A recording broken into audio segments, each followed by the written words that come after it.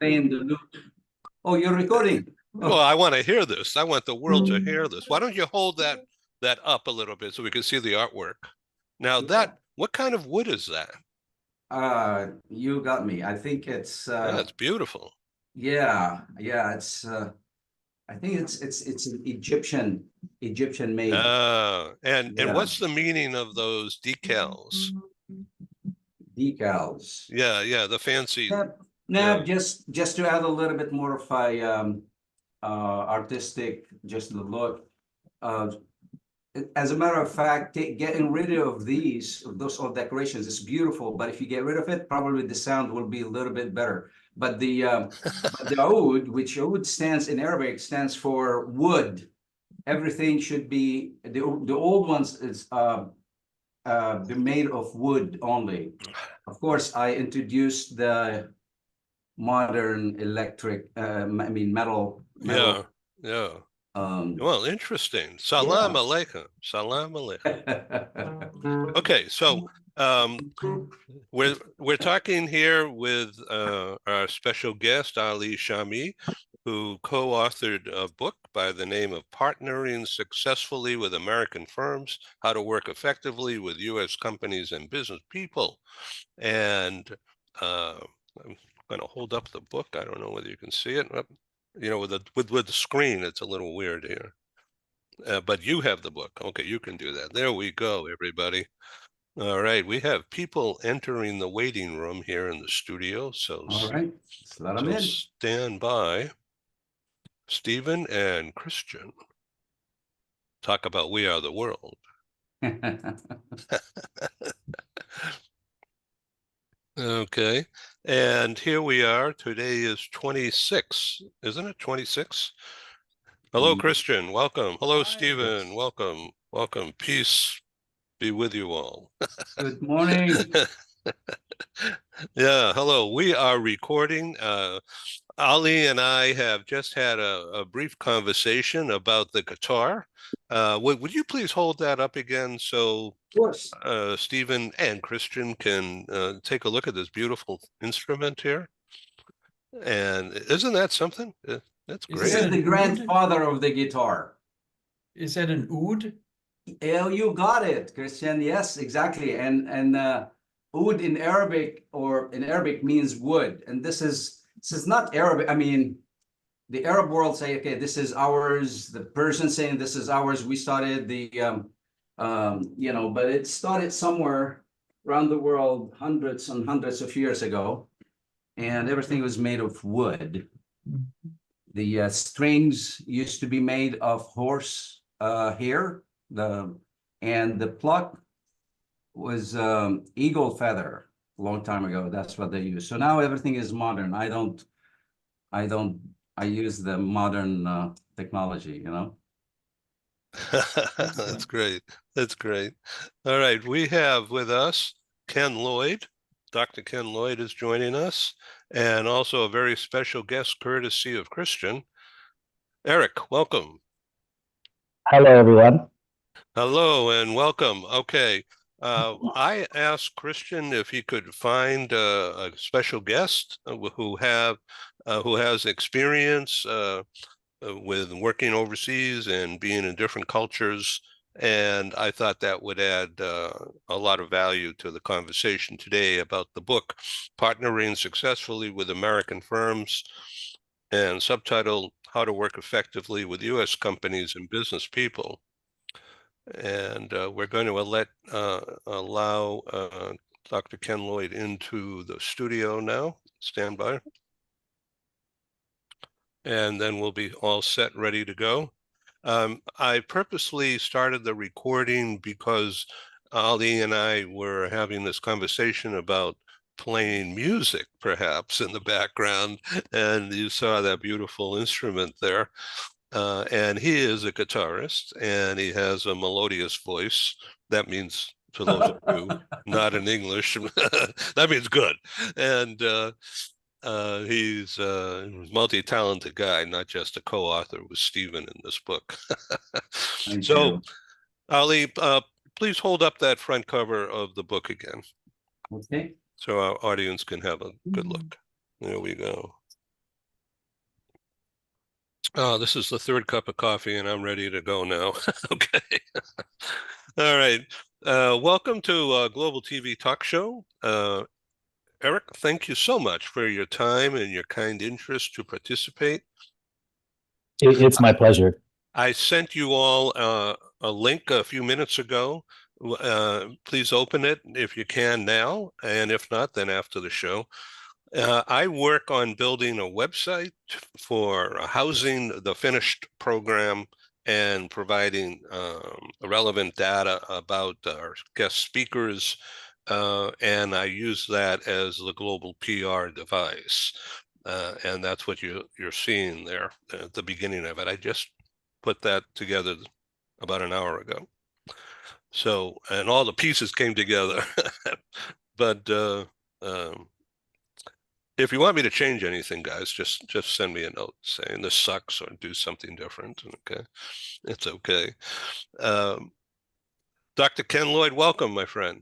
Thank you. You could say I was struggling a little bit here to get this thing going. I don't really know what it was, but nice to see all of you and hear what's being discussed today. Super interesting topic. Again, Ali, congrats on the book and the rapid start with it. It's a wonderful topic and certainly a wonderfully written book. So this is great. Okay, for the benefit of our audience around the world who will see this program in the coming weeks and months subsequent to today's recording session, I'd like everybody sequentially to self-intro a lot better than I can. Dr. Ken Lloyd lives in the LA area, and we're going to be joined by a special guest. I didn't know she was coming, Heather from London. Wow. Oh, That's terrific. We're going to wait just a second here.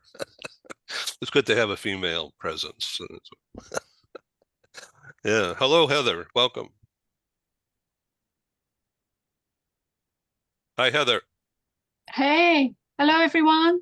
Yeah, this is Hi, Heather. Heather, the cafe Hi. coach in London. The Yeah. cafe coach. Okay, we're just about to start now. We are recording, Heather. I really thank you for coming. And your voice will matter because of your unique background, in combination with the backgrounds of me and Stephen and Ali and our new friend Eric and Dr. Ken Lloyd and of course Christian. This is Global TV Talk Show. This is program number 800 and something since we began in March of 2020. And YouTube is the TV station, if you will, in addition to distribution across my LinkedIn networks and beyond into social media. A lot of people will see this program across the days, weeks, and months subsequent to today, as I just said, because of the unique distribution that you, the guests, the speakers, may want to distribute into your own private networks. I cannot track any of that subsequent distribution. I can only track what LinkedIn and YouTube tell me. Okay. Oh, and also Google Analytics, of course. Dr. Ken Lloyd, tell us a little bit about yourself, please. Sure. I'm Ken Lloyd. I originally got my master's and PhD in org behavior from UCLA. Started in consulting and doing business writing. I've written a workplace column for around 20 years, written several business books. Newest one to come out in December called Performance Appraisals and Phrases for Dummies as part of a Dummy series. It's a new edition. I did the book originally for them 15 years ago, and a lot has changed for the better. Certainly much more forward focus on development and growth and career planning for people. So very different kind of look. I consult primarily now with individual coaching and again, some career planning. I had worked as a VP of employee planning and development for a major medical apparel company for around 18 years, and then returned to consulting almost 3 years ago. And again, it is so nice to see all of you this morning and join the group. So thank you for the invite. And welcome, Eric. Shen, please self-intro. Yes, hello everyone. Eric Shen. I am in Mountain View, Northern California. I am a graduate of Stanford. My background, I am an architect by training, but really the first half of my career, I was a real estate developer of medical office buildings. So I would buy the property, design them, and build them and lease them out. So I did that for 10 years, sold the company in 2013. And then the second half of my career began about 2014. That's when I joined another tech company here in the Bay Area. They focus on automating hospital design. That's when I started to help them integrating hospital design with construction, and then traveling to China because in the last decade, China was really building their next generation hospital. Throughout the process, my interest developed into something now known as data-driven design, which is using data, operating intelligence together with analytical modeling, helping clients, healthcare clients, to figure out how they should allocate their spaces, known as the program, resources, staffing, equipment, and also how that would affect to their operating performance together with the business strategy. I can do all that in a computer model. And that's something I would say traditional architects don't do. And but it is very effective at the early stage of the project to bring out the maximum potential of the project in the next 30, 50 years. That's So- really terrific. Thank you very much for that. And Christian, kudos to you for the intro. Oh, thank you. Just yesterday. My gosh, this is great. Eric Great. made it happen. He showed up. Great turnaround. And I understand you introduced Eric already to our friend Melissa. I did. Okay, that's a match made in heaven. That is terrific. For those of you who are not up on my friend Melissa, our friend Melissa, she's been on several programs now. She is a recognized genius in AI, and her background includes hospital construction. Okay, using AI. She is quite senior in Deloitte technology and the go-to expert in Deloitte on AI. There'll be further announcements that she will make. I'm not at liberty to disclose, which will be well-deserved, of course, but just amazing how far Melissa has gone and will go forward. So I'm really honored to have had Melissa on our programs. I don't know whether she'll be allowed to speak publicly without more scripting and pre-clearance. I think you're getting the drift of what I'm saying. Okay, Christian, tell us about yourself. You are an expert in the global mobility management for years. Yes, so my name is Christian Tededen. I'm in Orange County, California, but I'm originally from Switzerland, born in Germany, grew up in Switzerland. And I am a mobility professional with a lot of experience in the industry, both internationally and domestically, and have designed and implemented relocation programs and policies working with clients, but always with a practical approach. And I know what works and what doesn't, and mobility is my tagline because of the on-the-ground experience that I've had the pleasure of getting in the years that I've been here. This topic that we're talking about today is particularly dear to my heart because I have a master's in linguistics from the University of Zurich, Switzerland. And my thesis a long time ago was on politeness in business environments. And here we are. I told my wife so that's why you get along. Full circle. Yeah, so that's why you get along so well with our friend Annette Louisa in Germany. Yes. Yes, Yeah. okay. Yeah. Peace and love on Peace global and teams. love, as Ringo says. Yes. Yeah, that's me. And I've had the pleasure of meeting. I'm currently looking for a new opportunity, and that's how I met Eric. And I'm very happy that he could make it today. Yeah, that's terrific. Heather, please self-intro. Yeah, welcome, Eric. I've met Ali and Stephen and had the pleasure of hearing a little bit about their book in a previous meeting about storytelling. And Ken, I've met on a couple of occasions as well, so it's nice. What's really nice is to see faces again, and their faces now that I know. So welcome, Eric. I hope you're able to join us on a few more of these wonderful platforms. So my name's Heather. I'm based just outside of London in the United Kingdom. And my journey is also in global mobility, but I used to be, believe it or not, a translator.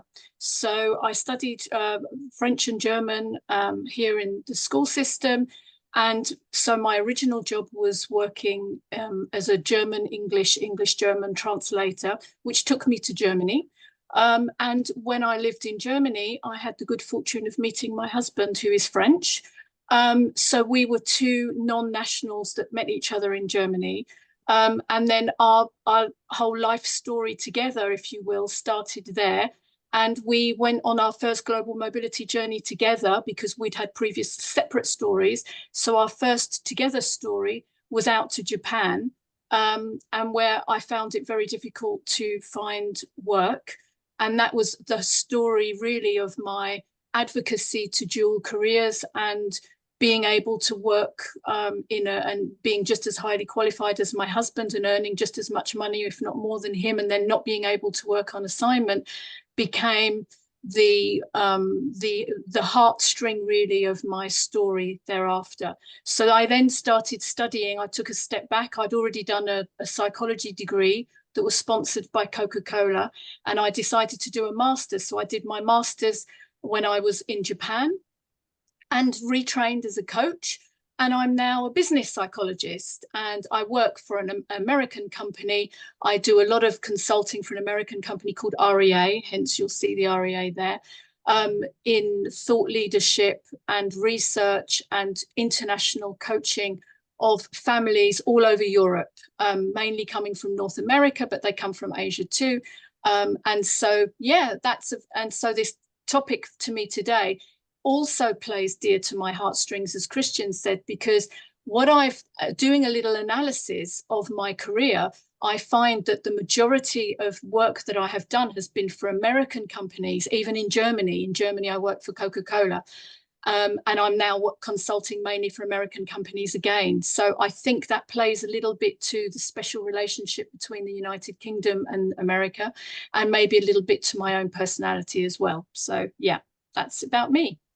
So no, there's more. So the special report that you created and made happen, gave birth to, is all about permits. Yeah, and it's spouses. called, funny enough, yeah, it's called Peace of Mind on the Move as well. So yep, so so that's just about me. But recently I took a year off to do a massive research project, and you may be interested in this. I use thick data. So Trisha Wang is a statistician. She's very famous for advocating for thick data as well as big data. So I actually did a thick data study, and I've been doing a circuit where I've been nominated for awards, and I've actually won a couple, which I'm absolutely blown away by, in the field of psychology and also in the field of global mobility. So, and I'm currently writing a white paper as a follow-up of one of the findings into the psychological contract. So the psychological contract of the assignee and the family that moves abroad, and how, you know, research is intelligence. That's what I believe. And we need intelligent policy. So that's my new tagline. This is now where I feel that I really need to go. So yeah, so that's just recently what I've been doing. Thank you very much. Well, I've been really honored to have the pleasure of a relationship with Ali and Stephen over the past 3.5 years or so, or longer. Ali and I go back. He has spoken at my in-person meetings in Seattle and Silicon Valley and somewhere else, I think. I don't remember right now.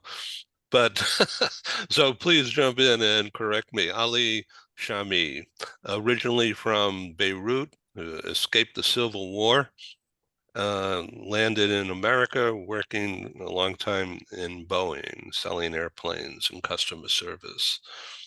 And and he also is a guitarist, which we'll hear about later. Ali, take it from here. Thank you for the intro, Ed. Yes, I think it was Canada was another place that we had the pleasure to participate in. That's your, right, Vancouver, yeah, I think. Canada, Vancouver. Yeah. First, I'll also welcome Eric to the team. And good afternoon, Heather, and it's great seeing everybody. Good morning, everybody. It's a pleasure to be here. Yeah, just a little bit about myself. Yeah, I survived a civil war and a major war. Been wanting to come to the United States for a long time. I turned down a scholarship to be a dentist in Italy, so I can come to the United States. So I grabbed two scholarships to come to the United States and to study engineering.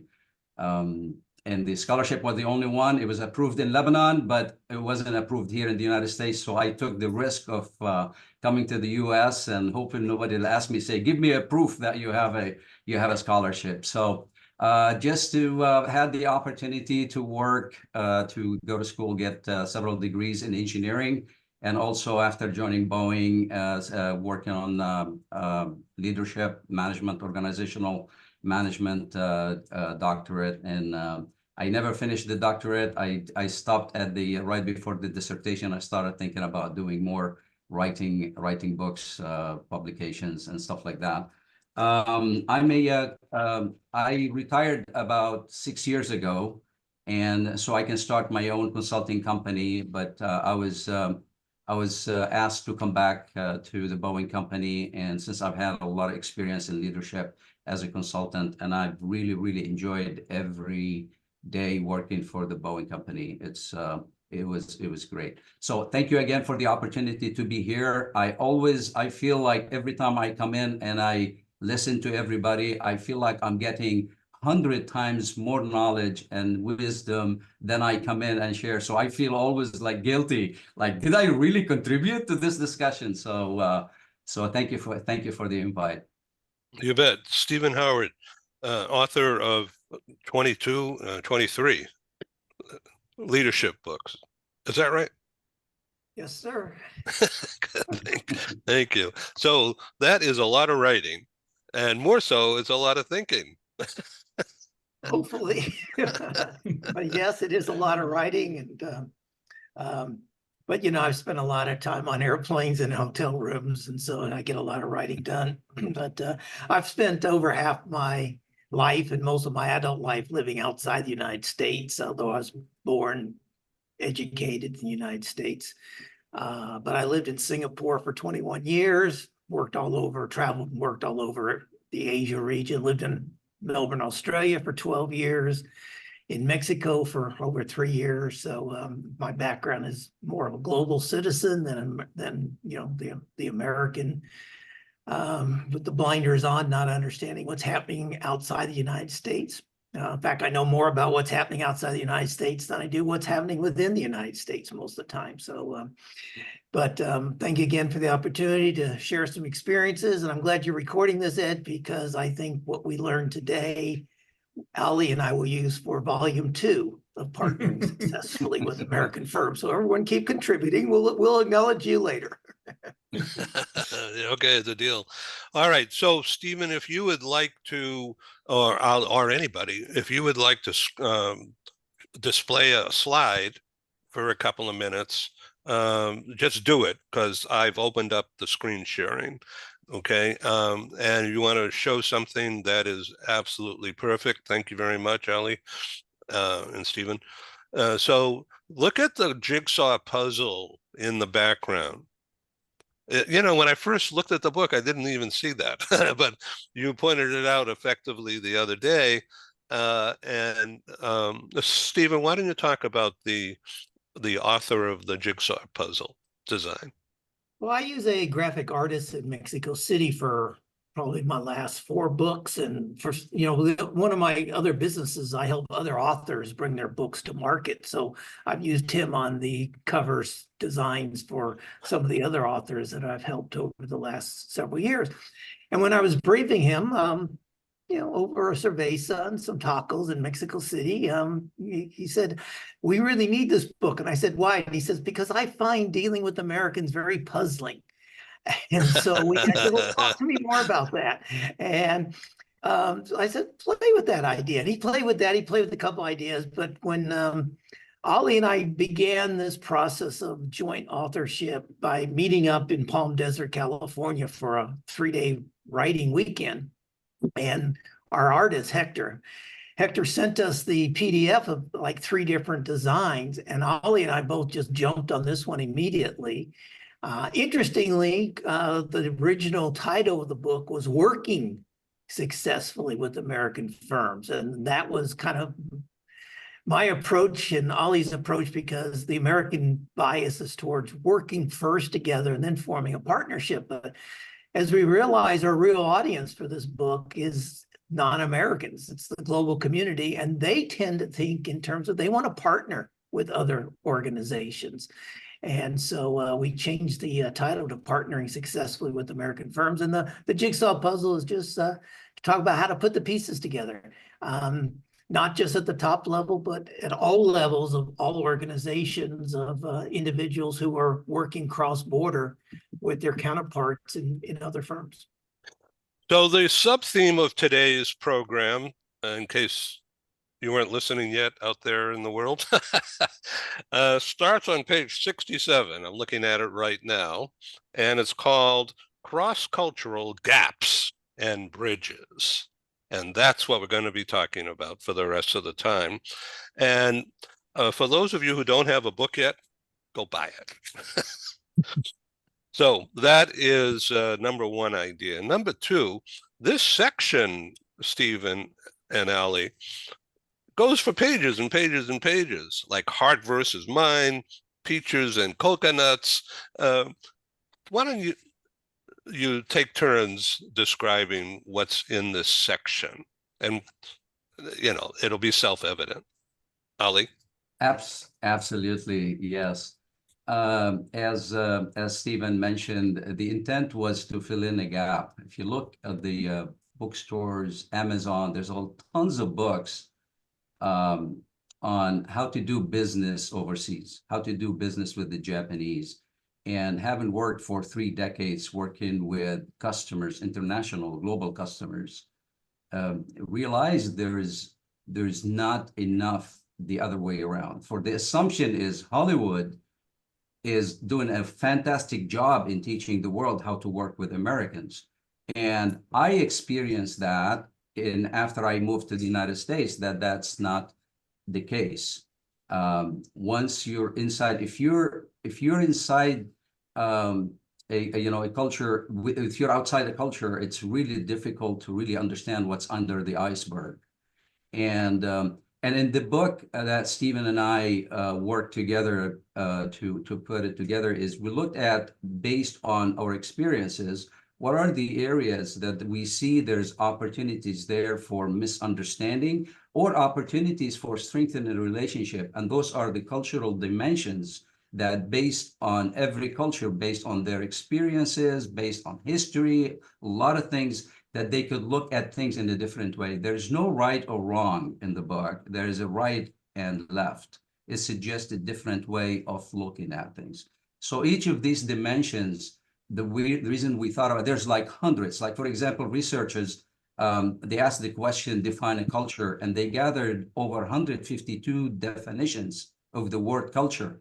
It's amazing. It's an ocean of definitions.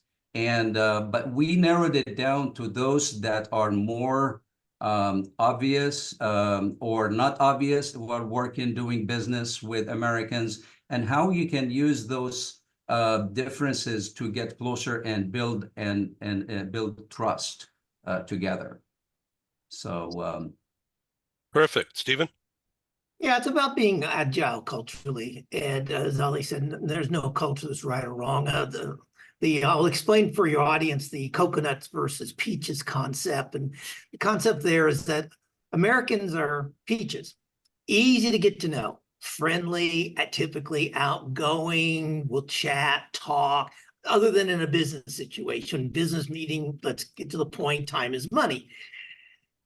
Many Asians, Saudis, other cultures are more like coconuts. It's hard to get to know the person on the outside, and it takes time. One of the things I learned early in my experience in Asia was people would always ask me, my first assignment, how long are you here for?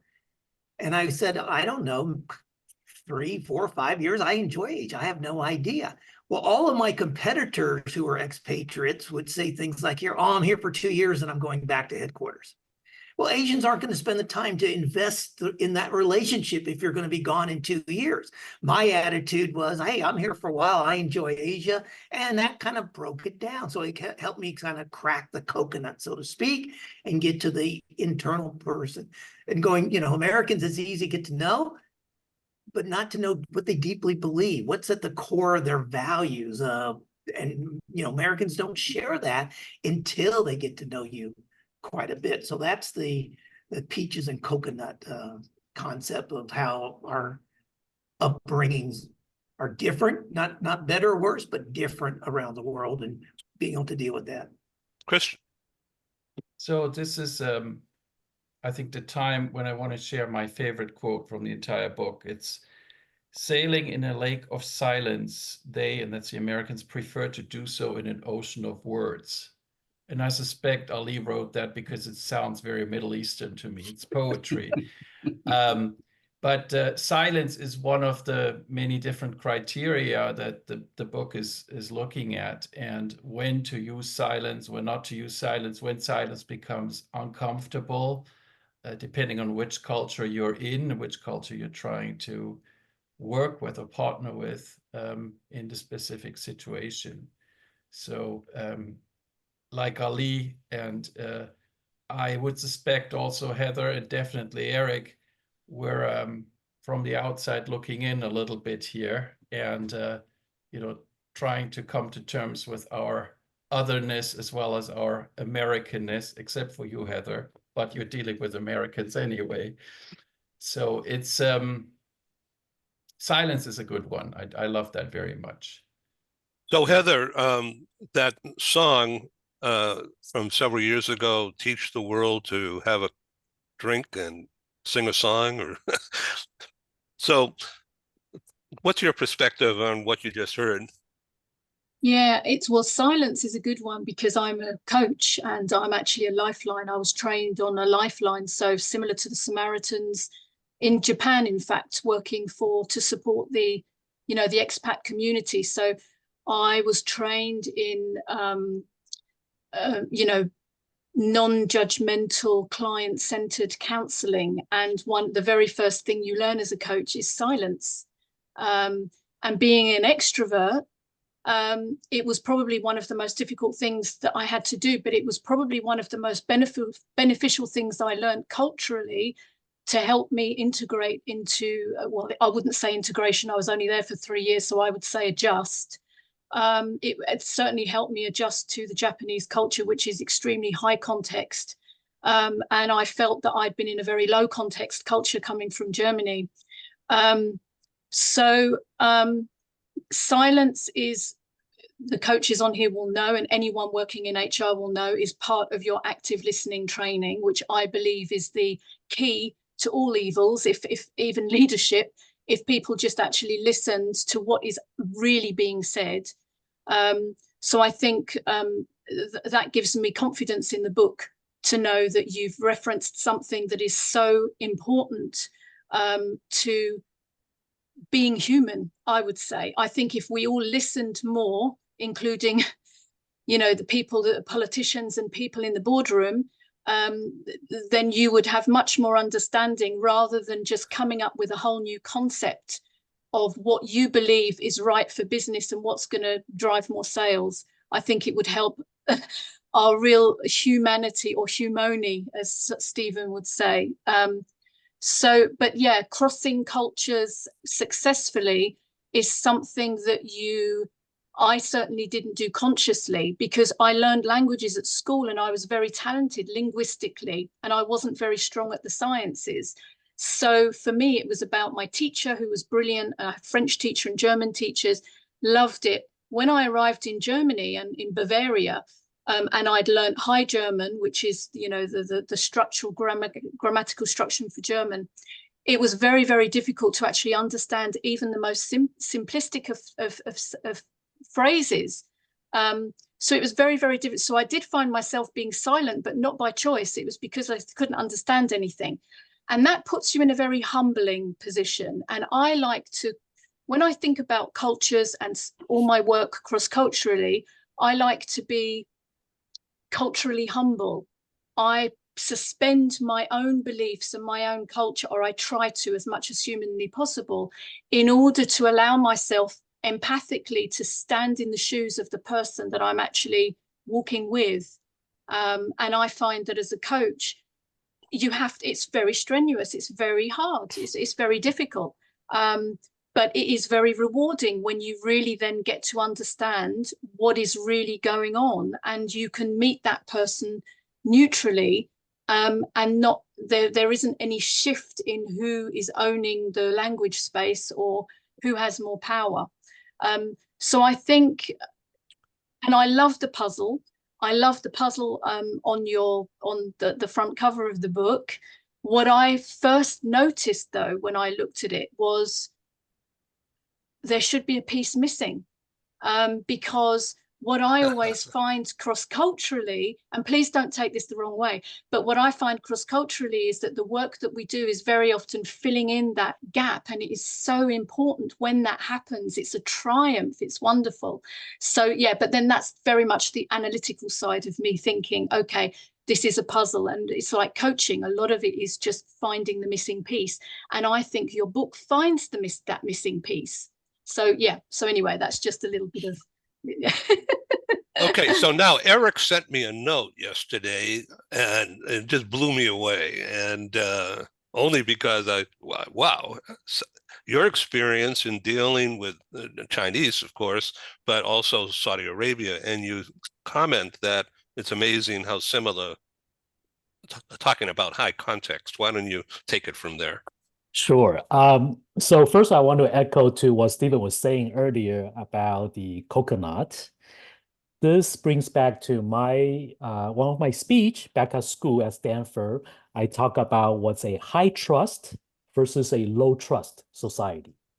Okay, the low trust society, as the name implies, people tend to have a lower trust, and it takes time to build up their trust, right? Hence the term coconut. You have to crack the shell and then get to the inside. So interesting enough, Chinese are known to be the low trust. However, on the flip side of the Asian, Japanese is categorized as a high trust. Now, in the low trust society, because people lack trust, it tends to have a much stronger hierarchical structure. There has to be a big boss says something, and then you listen, you do it. That is very much how Chinese operate. You follow what the big boss says. Last year, I had the very fortunate opportunity to work for the Ministry of Health at Saudi Arabia to help them plan their healthcare, national healthcare system. And that is actually what I saw there too. Saudi Arabia being a, I guess they have the crown prince, they have the royal family. I see the way they operate is very similar to the Chinese. Is that when the crown prince, when the minister, these are all part of the royal blood, royal family. When they say something, their staff, they just take that and run with it, no question asked. So that's really the first thing I noticed right away is we being the consultant, we're there trying to bring a different perspective to the table. And yet I personally felt there's a bit of resistance because whatever their leader says, that is a barrier you just simply cannot cross, and you cannot even challenge what they're saying. The good news is that cultures evolve. So for instance, when I first went to India 40 years ago, India was very much like what Eric is describing in Saudi Arabia, very hierarchical, class divisions. You don't speak up. You don't ask questions. You just do what you're told. Today, that is changing. Not to the extent that it's a Western, United States, Australia, UK type situation, but it's a lot closer to those societies in a business culture anyway, than it is to what it was 40 years ago. So the things do evolve, which is very interesting, very nice. Yeah. And I would like to add, I saw the name of your book is Working with American Firms. One thing I'd like to add is that let's not forget is actually people inside the firms. Yes. And that's So- the subtitle. That's the subtitle, Eric, business people. And that's where the missing pieces are, Heather. They're in the subtitle. Behind the subtitle, there's 5 missing pieces. But as things evolve, and as things change, this impacts like what Ken's area of expertise is. Feedback, how you give feedback in India today is very different than it was 40 years ago. So I'm going to kind of handball it to Ken. Yeah, I think this is such an interesting approach. The idea of talking about listening and talking about trust really come together. People think salespeople have the gift of gab. They come in and they're talking and the backslapping all. But having studied salespeople very carefully over the years, the best ones have the gift of listening. And they're not just listening, they are observing, they're taking in what's going on. They're using all of their senses in a given situation to truly understand. And that does mean having other people talk and not just thinking, what am I going to say when this person finishes talking, but absorbing it, trying to analyze it, and then build it from there. And from that point, trust is absolutely critical for the sales process to work, and frankly, for business to work. If I'm working, for example, with someone where I know I better get it in writing for this person, that's not going to work out. I like to feel that I'm working with people with whom I don't even need a written agreement. Their word, their commitment is good. And that's how ideally I want to do business with people. And I expand that out to companies beyond that. And in terms of the feedback process, it's not just criticizing and playing parent and saying you. In fact, better forms of feedback are to use the word I instead of you didn't do this right, as opposed to saying, I'm puzzled by how this came out. In other words, people don't like hearing you, and better salespeople, and frankly, better communicators don't even use that word as much. And part of the goal is just as has been said, and certainly in your wonderful book, Stephen Ali, that it's partnering.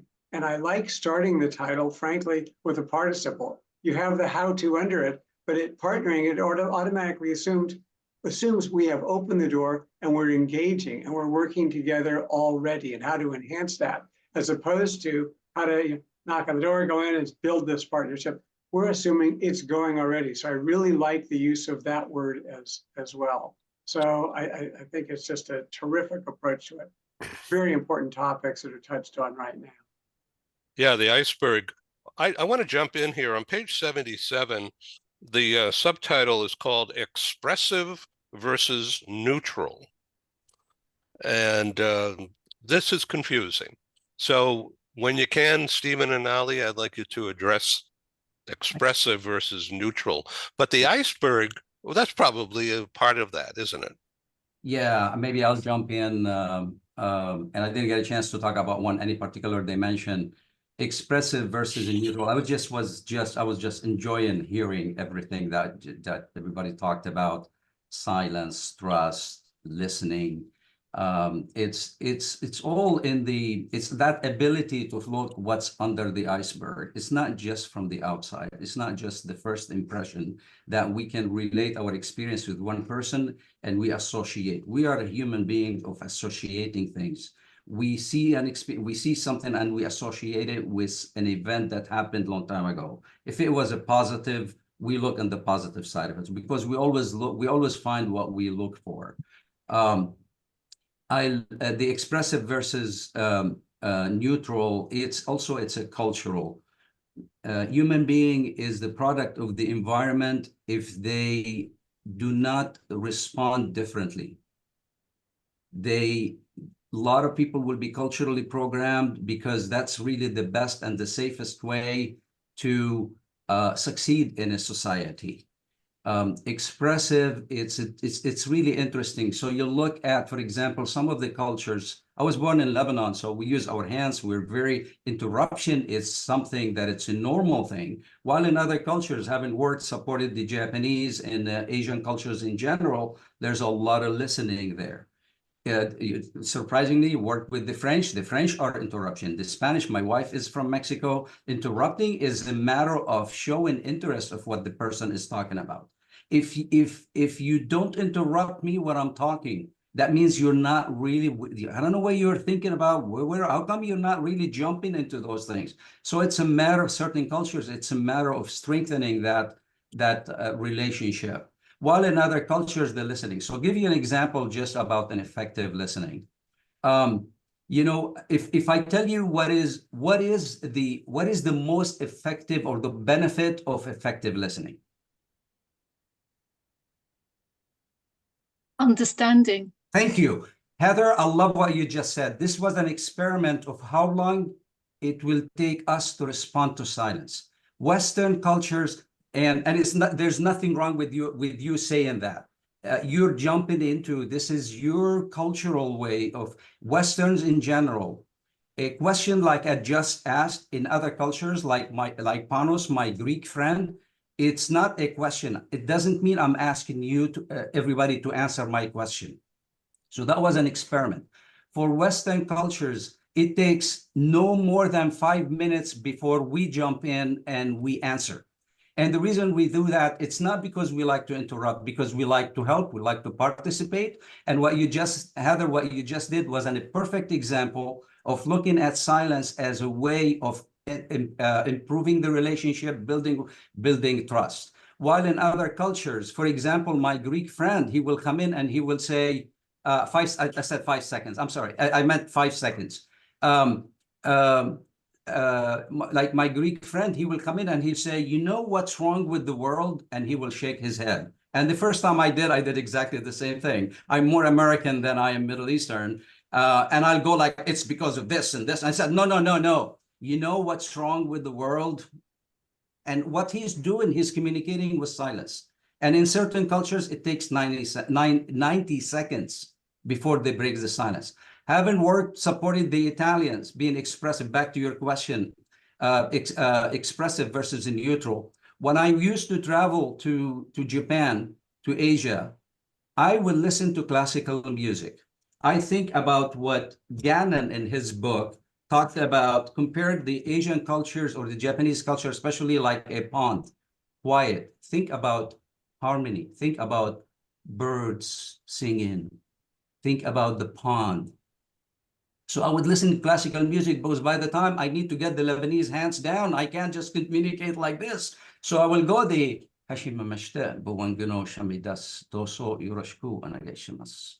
hi. And I listen and I listen. So I'm there, I'm working. It takes effort. It takes really effort. But if you love what you're doing, those effort is not an effort. It's so much fun. So I get on an airplane and I'll go to Italy. And when I go to Italy, oh my goodness, all of a sudden my Lebanese culture comes out. Hey, ciao, come stai? You know, and I feel so interruption, it's normal. We'll be at the dinner and then people are pounding at the table. My colleagues, American colleagues saying, oh my goodness, this is going to be a really bad, tomorrow we're going to have a really bad day. Look at them, how they're pounding at the table. We're supposed to be drinking, eating, you know, what's going on? I'm like, no, no, no, no. What's going on right now is building, trust building is taking place. So really, absolutely. And I there's so much to talk about. I'm more interested in listening what everybody says. But just one last thing about what the points that were made about being the culture being dynamic. In front of me is a Webster's dictionary that was in 1949, I think. One of the cultural dimensions that we mentioned in the book was individualism versus collectivism. The I, as Ken mentioned, the I versus the we. Do you know how many words that start with self in this book back in 1949? To answer my, 1929, I'm sorry, it's not 49, 1929. there were only 3 words that start with the self. In today's dictionary, I looked at it a couple of days ago, it had 150 words.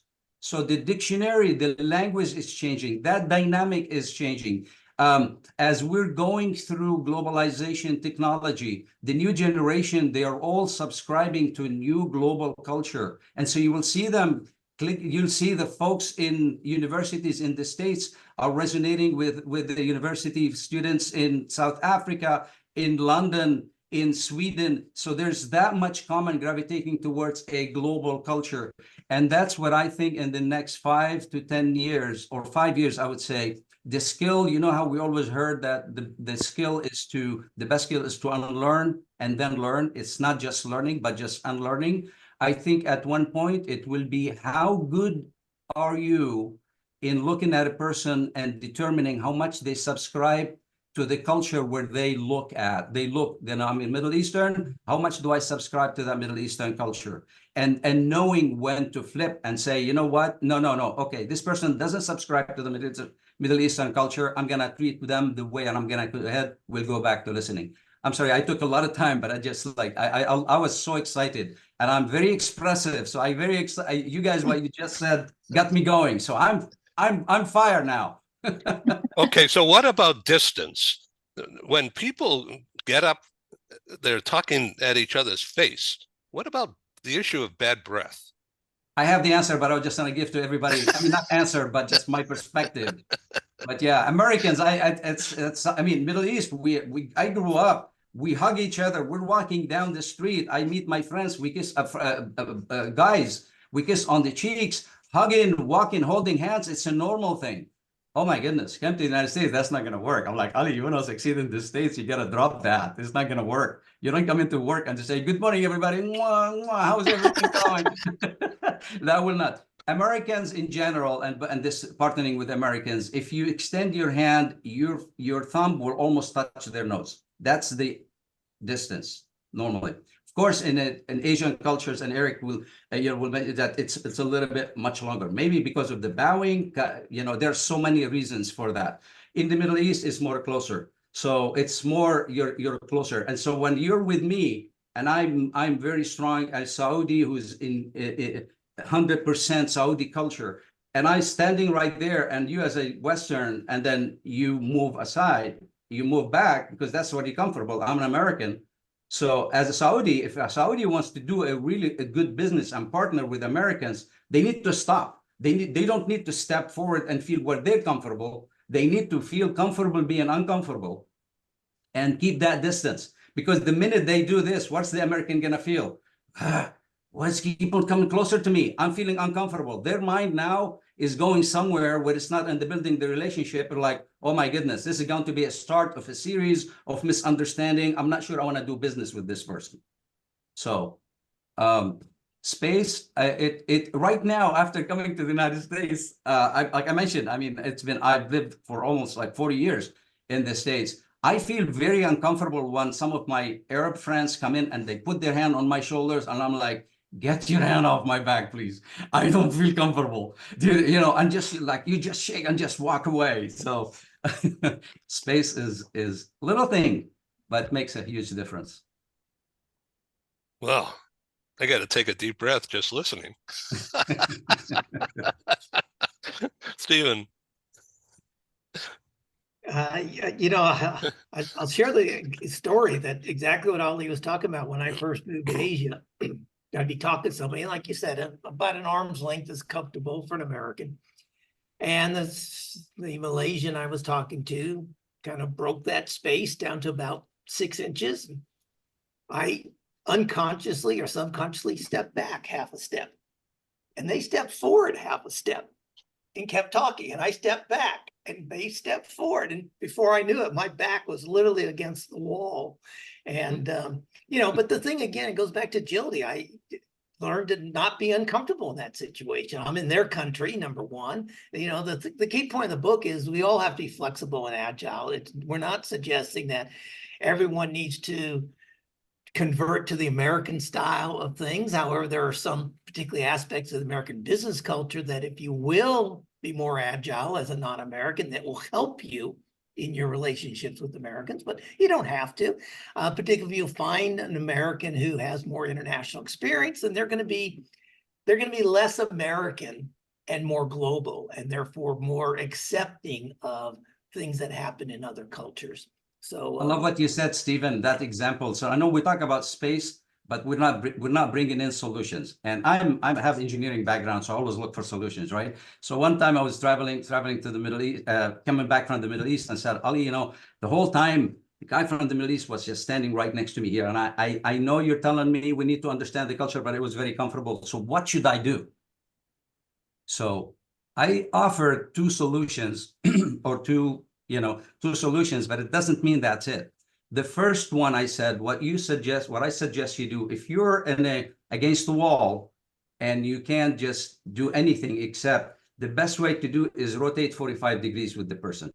Look around, look at if there's like factory, nice people, coffee shop, whatever, say, excuse me, turn 45 degrees and point something about something. Now, all of a sudden, the shoulders are touching, but at least the face, the mouths are not very close to each other, right? So that's one solution. He said, this is good. I'm going to try it again.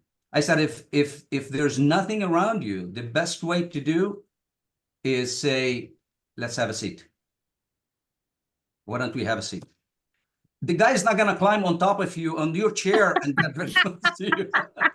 So that's another. If he is, you have another problem. Then it will be different, right?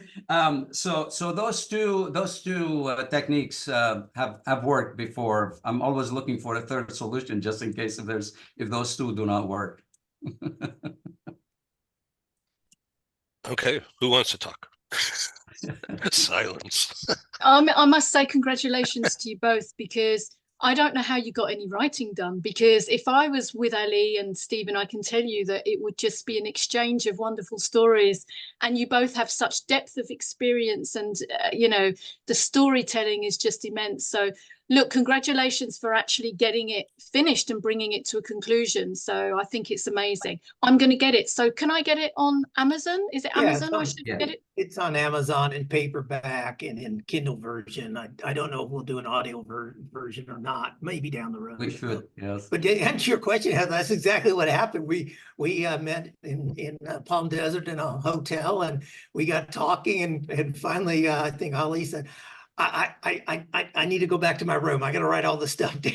So he would go to his room for a couple hours, and we met in my room mostly. So I'd start outlining and doing stuff. Then we'd meet for lunch and talk, and then he'd go back to his room. But you're absolutely right. And fortunately, he lives in Seattle. I live in Mexico City. So other than that one face-to-face meeting, we told a lot of stories on Zoom, but most of the time we were writing independently and sharing ideas. Christian, sorry, go ahead. Yeah, thanks, Stephen. One of the things I really liked about the book in chapter 5 is your recommendation for planning your meetings with Americans. And this, to me, piggybacks on what Ali just said. It's you, excuse me, you think about strategies. What if things go haywire? And to use a term that a non-American might not understand, by the way. What if things go sideways? That's another one. And you have to get out of this uncomfortable situation and regroup, as it were. Well, one of the things that you're suggesting, one of the solutions, because the book is not just all about stories and observations, is to think about being prepared and have some what-if scenarios in place. So I'd love to talk a little bit more about that and hear examples and advice. Yes, I'll be glad to. Stephen, unless you want to jump in, I can share some of the, and this is where working in corporate, in planning meetings and planning ahead, and what if something, again, is just the ability of feeling comfortable being uncomfortable is so important, because you don't know. You're always, every day when you're working with business people, different, especially folks you haven't worked with before, you're going to a planet you haven't been. So having that flexibility, adapting to the situation is so important, because you don't, like, looking at the audience, understanding the audience. You don't go to tell them what you want to say. You go to tell them what they want to hear and what are they hungry for, and really understanding how do they do business. Like, you look at and we didn't, as Stephen mentioned, and Heather for pointing out that about like the stories. There's so many stories. I mean, this book would have been like 1,000 pages. There's so many stories, and those only that can be told, not the stories that's gonna offend somebody. But it's Don't need a lawyer present though. so Take there's the a fifth, lot. that's another one. It's in the book. Exactly. So there's a lot of stuff there, and it's really getting to really understand. Now, having a book is not a guarantee. Reading, going to the library is not a guarantee that it's gonna have everything. All what it is, it gives an opportunity to have talking points, to having discussions, and then the best advice I can give for every international or global leader who wants to do business with Americans, I will say, read the book, look at the dimensions, the cultural dimensions, and then if you have any questions before any situation, come talk to me, come talk with Stephen, because we can provide a little bit more information. So for example, I want to share something that it's obvious, it's not obvious, just from looking from the tip of the iceberg is different, but when you look deep inside, down under the water is different. So I want to share this slide here. And this is in one of the presentations I give on doing business in the Middle East. So here you have a marketer wants to go and market a soda, pop, whatever you are in the United States. You can call it pop. Some in regions they call it pop, others they say soda. In other regions they call all the soda is Coke. And then when I was lived in the southern United States, they would say, what do you like? What kind of Coke do you want? Which means, do I want Sprite? Do I want Pepsi? All of those are under Coke, because maybe Coke started first. Anyway, I don't want to get into Pepsi Coke thing. But you look in here, so you have a marketer who went to the Middle East and said, you know what? I'm going to create three pictures. I don't want to use words. I don't want to use different language, blah, blah. This is what I want to do. For a Westerner, from somebody from the Western, there's nothing wrong with this. But for the Middle East, it's different. Especially for the 40 years old and older, for the 35 years and older. And can you guess what could be the problem there? Here, what we're looking at it, we got the guy is tired, drink the soda, and then all of a sudden they're happy. So it's too expressive. It's rude.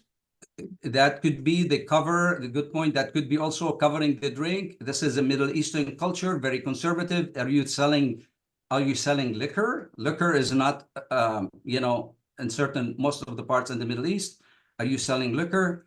But if you think about it, it's actually because people in the Middle East, especially in Arabic and Hebrew, they write from right to left. So the first thing, since I was growing up in the Middle East, when I grow up, I watch cartoons, we'll buy the magazine that has cartoons with pictures. Guess where I'm going to start? I'm going to start with the guy being happy. And then I'm going to switch to the soda. And after the soda, it's like, oh, so this must be this is going to put me to sleep. This is something I drink right before I go to bed. And somebody noticed that and said, no, pull all these out of here and let's do something about it. But wait a minute, we already spent so much, thousands of dollars on printing those posters, and we need to put them. I said, okay, well, what's the best solution?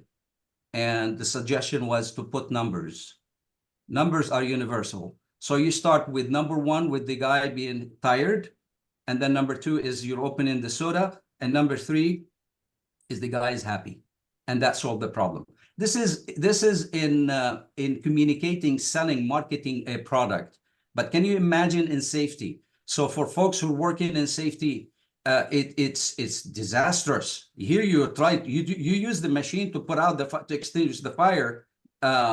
in the wrong way, it can be. So that's where the smartness of going and saying, okay, these are the things that needs to be done. Have you thought about this? Have you thought about that? Something very, very simple, but that's what we're used to, and it's hard.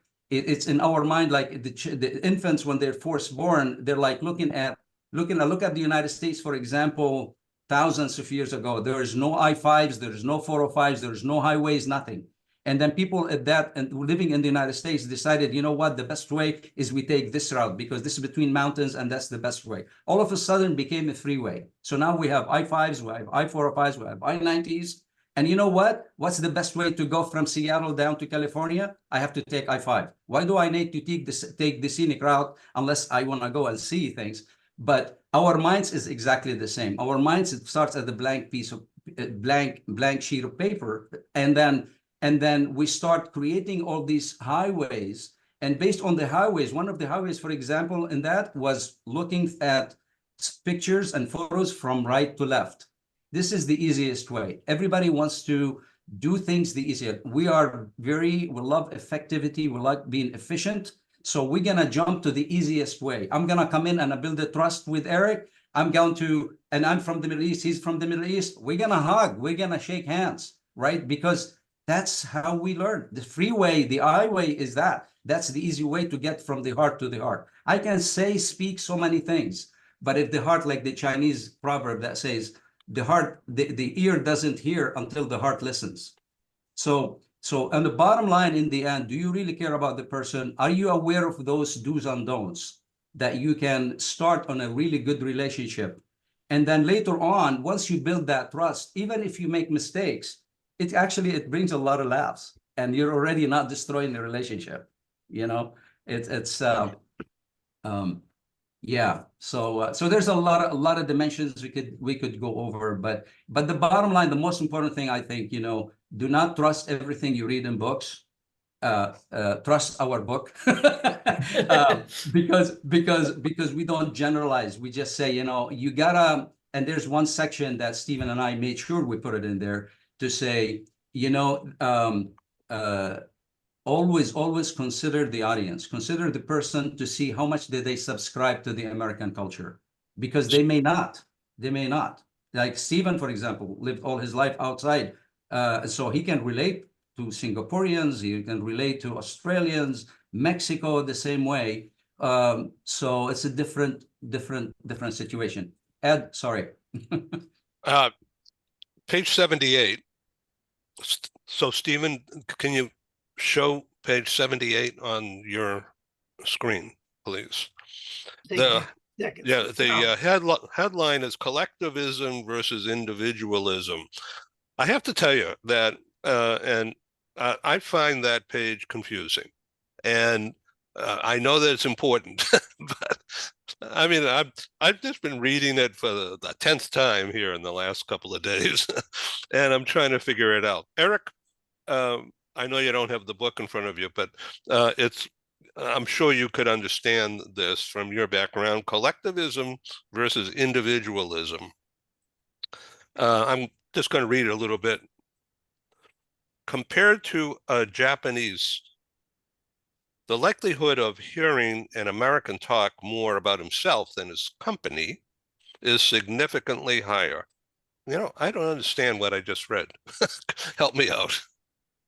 Well, the key point here is that Japan, Thailand, most of the Middle East, a lot of Latin America. It's collectivism in terms of they think of the community first, or in business sense, they think of the team first.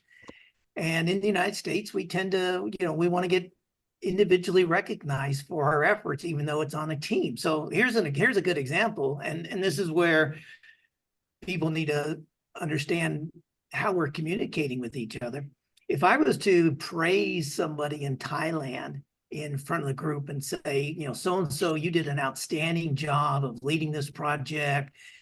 You really put in the effort. We couldn't have done it without you. That person would start to actually shrink in front of us. They would crouch down as much as they could, typically. And their first response would be, no, it's not me. It was a team. It was a team effort. It's all the team. And again, one thing to remember here, as we talked about, everyone is different. Everyone has an aspect of their culture. So we have to start with being stereotypical, but then we have to get down to the individual person. So what I just said was very stereotypical of somebody in Thailand or even in Japan. Whereas in America, if I said to somebody, Ken, you did a wonderful job leading that team, leading that project. We couldn't have done it without you. The typical American wouldn't be shrinking, be, oh, yeah, thank you. You know, that wasn't all me, but I was the leader. Yeah, I deserve the kudos. I deserve the bonus at the end of the day. So that's what collectivism is compared to individualism in that aspect, and how you approach things. So maybe I can add is the practical situation to what Stephen just explained. You are an international global leader. You want to partner with an American company, but you want to hire Americans to work for you, and you're interviewing them. You come from a collectivistic society where the group is more important than the individual. You grew up as a global international culture leader working in a collectivistic society where the word we, as Ken mentioned, we is mentioned way more than I. You're used to hearing the word we, and that resonates with you. You go and you're interviewing an American, and all what you hear is I did this, I did that, I worked on this project. And if you're not careful as a global international leader, you may make the wrong decision by not hiring that particular person because you want to hear the word we. And so that's one of the things that is really important as a global leader. When we do business with Americans, do not get turned off by hearing the word I. Americans are, to me and my experience, the most humble, friendly people in the world. Trust me. I can give you examples. My neighbor here is a great example where he's taking care of his mother-in-law and a lot of anyway. I don't want to go into a lot of details, but it's really, I'm giving you really good examples of when you hear the word I and you're a global leader, you work in a culture, you grow up in a culture where the we is more important. Do not change your mind because you hear the word saying I. You may say, okay, tell me about the team. How was your working with the team? And you will going to hearing the word we did this and we did that.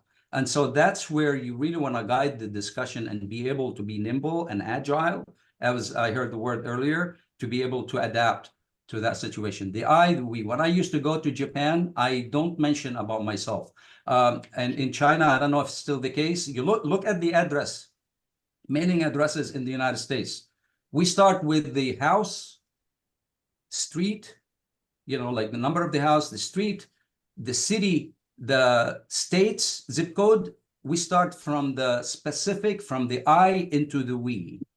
While in other cultures, it's the other way around. You send the letter, and I don't know if it's still the same the case, but you start from, I want to send this to China, here's the city, and then to the name of the person maybe at the end. So a little bit different, right and left, not right or wrong. It sounds like that's still the case, Eric. Is that? It is. It is. Yeah. And so how do they do it in Saudi Arabia? I actually don't know. So, yeah. So maybe I can. I've worked. I actually got off the phone earlier with my friend in Saudi Arabia.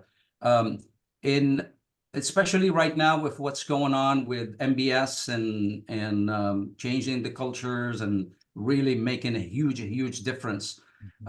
Things are becoming more universal, more Western, just like with addresses and it follows this. Now, if you go to small towns, people are sending packages, they're gonna do the other way around, So it's changing. I think it's more, I would say it's more American, Western, the specific to the general, the name, the house, the street, the city, the region, and the country. So I don't want to bring politics into this conversation. Oh, please don't. I'm kidding. But are Persians different Iranians, I gotta say it right. Are they different from 5,000 years ago? We all are. I would hope so. Well, because Persia, back in those times, long time ago, they're warlike conquistadors all over the Middle East, right? And so now they're doing it again. And I have so, to leave. I just wanted to say sorry and oh, take a did I break say out. something wrong? No, I have to go. I've got a meeting at 5. I've just Okay. written it in the chat. I thought it was only on for an hour, but it was so nice to meet you all and enjoy Great the seeing rest you. of the discussion. Bye. Great Thank seeing you. Heather. Thank you. Thank you. Okay, so we could table this discussion. Am I saying the wrong words, Stephen? No, Depends on Well, whether in you're the British or US, American, no. right? In the UK, yes. But yeah, 5,000 years ago, I mean, the Roman Empire was very ferocious, and the Greeks, and then the Mongols, and everything else. So I think we've all changed as cultures, societies. I like to just bring back to what Christian asked earlier about the planning. And Christian, this is a concept that I picked up many years ago when I started teaching presentation skills. And and Ollie mentioned thinking about your audience in mind. The concept for doing great presentations or great speeches is just start with, at the end of my talk, what do I want people to think, do, and feel? And I've now taken that concept into everything I do. As a matter of fact, I coach people and say, even before we have a one-on-one conversation with somebody, what do you want that person to think, do, and feel at the end of your conversation? So this concept here is particularly when you're going across borders, because it goes back to what Eric was saying. You're not just doing business with firms.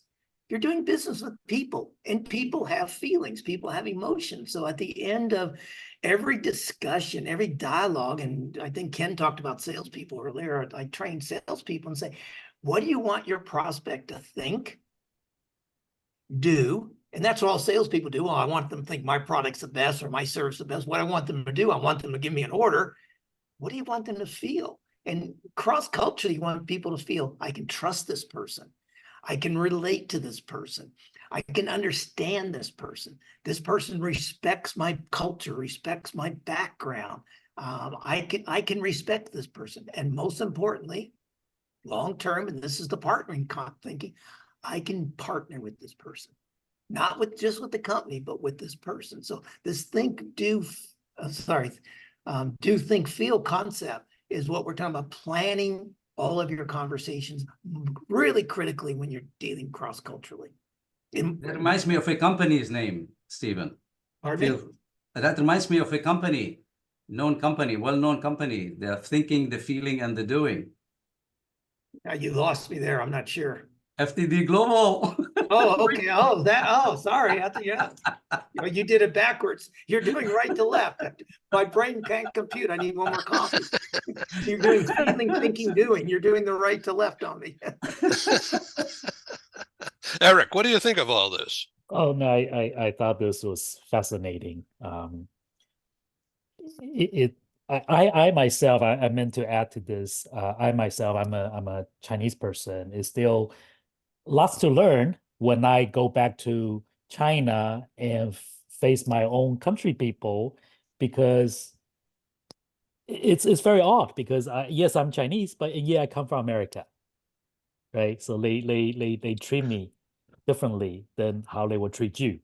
So I mean, we like we're saying earlier, the story can go on to 1,000 pages. Mhm. So The this nice is- thing is that most people are forgiving. You can make a faux pas and people aren't going to hold that against you forever. I remember when I first moved to Asia, I was working for a electronics consumer products company, and I created an ad with and the ad showed this is one of these children's learning devices, early years of what was called then Speak and Spell. And so we had a child playing in the photograph with the Speak and Spell and learning. And it worked in Southeast Asia. But when I took it up to my colleagues in Taiwan to show them the ad campaign, they all went, oh, you can't do that. I go, why? What's wrong? And they said for the Taiwanese, again, in the 1980s, a child playing by themselves, people thought something was wrong with the child. So what we did was we quickly changed the ad. So we showed 2 or 3 children playing all individually. I mean, it's an individual device, but they were like sitting in a little circle on their little pillows and some other toys in there, but they were playing together. And that was more palatable to the Taiwanese society at the time. And so, I made a mistake, but I learned from it. And, there's other little faux pas like that you learn from and you move on. But that's the beauty of it, is that I think Heather talked earlier, we're all human beings and we forgive each other. And you can do things that we might find slightly offensive, but don't repeat it. One thing I did notice for myself, at least, is that when I was traveling over there in China, because of my Chinese heritage, they expect me to know more of how they act or react. Right. So if they act certain way, they're like, "Hey, Mr. Xiang, you should expect this." Yeah. Same thing for me, Eric. I've lived most of my life outside the U.S. Sometimes I do things in the U.S. and people go, "What are you doing? Aren't you an American?" I go, "Well, exactly. Yeah. Sorry, I've been gone too long." Same here, though. I mean, I think that's a pretty common phenomenon when you've moved away from your original culture and then you go back and of course you've changed and they've changed, right? That's one of the reasons why people in the cross-cultural space and mobility would always advocate for repatriation integration. That's exactly why, even though we're only talking about a few years, when we're talking about a long time, like with Eric or Stephen or Ali or me, then it's magnified. It's even harder to come back and integrate again, because I get to hear the same thing. "Oh, you've become so American." I'm like, yeah, what's wrong with that? One thing that was you were talking, I was thinking about where we are and where we will be. And back to the question that Ed mentioned about, are the Persians still the same, or what's going on? It's cultures bounce back between here. This is one new way of doing things. We need to go back.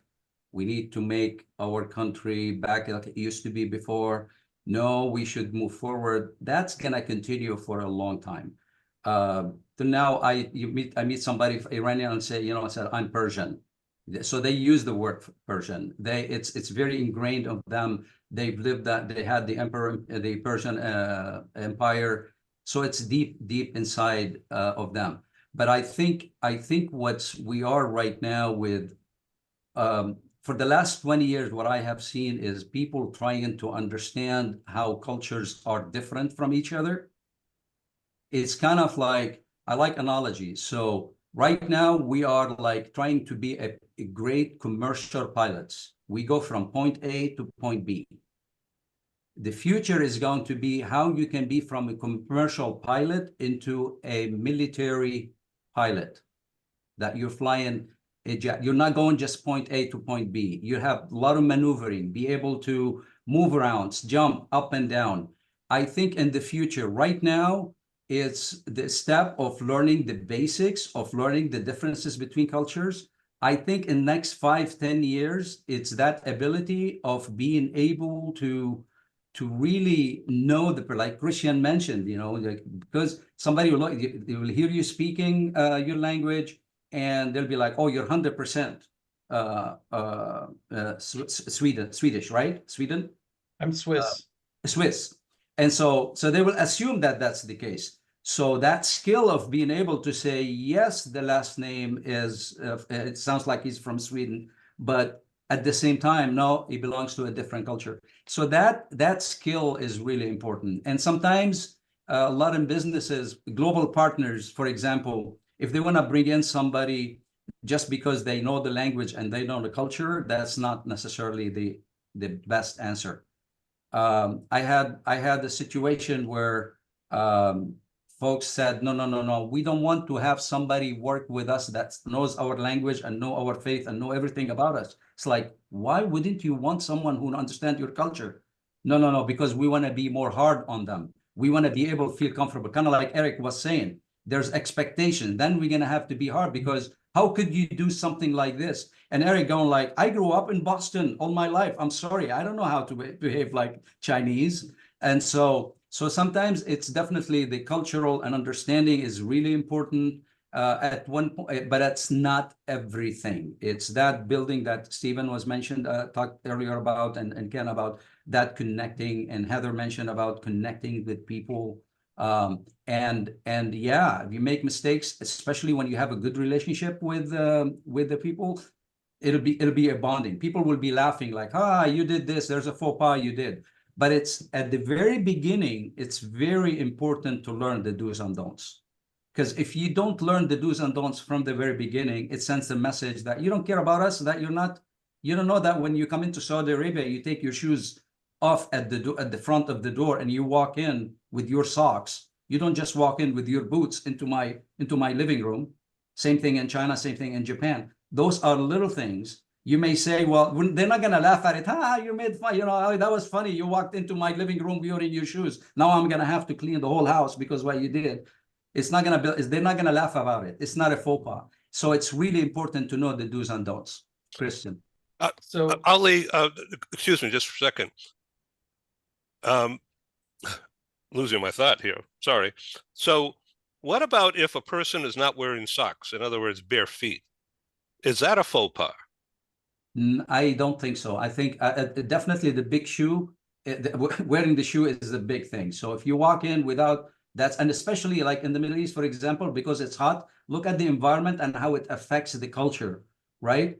People, they don't wear socks. So it's normal. You take your flip-flops on the side and you walk barefoot. So it's totally okay. The environment, the climate makes a big difference. So right now you have two people who grew up in the Eskimos, and they meet together in Florida, and they go rub their noses. And you're like, why are you rubbing your noses to say hi? Well, just because they grew up and it's so freaking cold that the only thing that is apparent for us to have the human to human touch is through the nose. And so the culture impacted them that way. So climate, maybe that's why in London, a lot of people, when I worked in London, a lot of people walk very fast. It's cold. I came to Seattle, people move fast because it's cold. Who wants to go and walk slowly when it's when it's like 15 degrees, So those things impact the excuse me, impact the culture, environment, problems, events, all of these things impact the culture. Okay, I know we're running a little late. Okay, Christian. I was going to add to what Ali was saying about it not just being a faux pas and people are laughing. Always think about the political dimension as well, right? You can come across as the proverbial ugly American, the imperialist who forces their culture upon everybody else. And that can be in business relationships, that can be absolutely detrimental. That can be a deal breaker, literally a deal breaker. On page 119, in the idioms, the English, let's get together soon, meet up soon, as we end this show. How should I be more sincere? You probably send us an invite with a date and a time. A calendar invite. Yeah, calendar There invite. you go. Continue to None be of us the do way you anything. are, and we'll always show up, Ed. Okay, guys, thank you, Stephen, Ali, Eric. Thank you. Ed. Pleasure talking with you guys. And It's a lot of Christian, fun. you made this program happen, Christian. Well, thank you. you. That's so nice Thank of you you. to say. Appreciate that. Thank you. Eric did. No, it was a lot of fun. And it was Heather too, but okay. So anyway, you. Please come back. We'll do. That you. got to be really specific. Send me a calendar invite. Send us an invite. We'll show up. Okay, I hope wonderful everybody day. exchanged messages and email, or if not, you'll all get a copy of the show later today. Awesome. Thanks, Ed. Yeah. Thank you all. Thank you, everyone. Thanks, guys. Thank you. Take care. Hello, Bye. everybody. Bye. Thank you.